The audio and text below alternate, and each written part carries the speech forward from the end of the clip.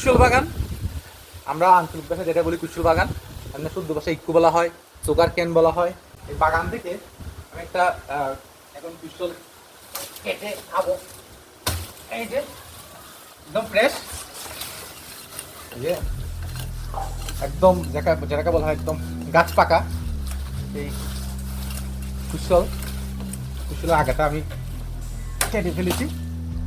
এখন এই কুশলটা আমি খাবো, দেখি কেমন আসলে এই যে ঘরে একদম উৎপাদিত আখ, অনেকে আখ বলে, অনেকে ইক্কু বলে, অনেকে সুগার কেন বলে, অনেকে কুশল বলে। আপনাদের এলাকায় কি নামে তাকে জানাবেন।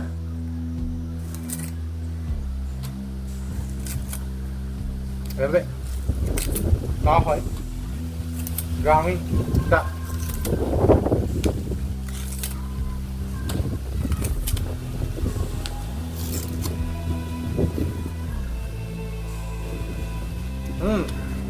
প্রচন্ড মিষ্টি, চিনির চাইতেও মিষ্টি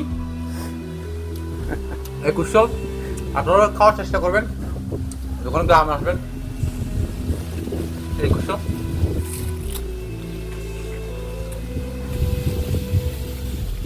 খুবই মজা, নিজের হাতে কেটে এই কুশল খাওয়া।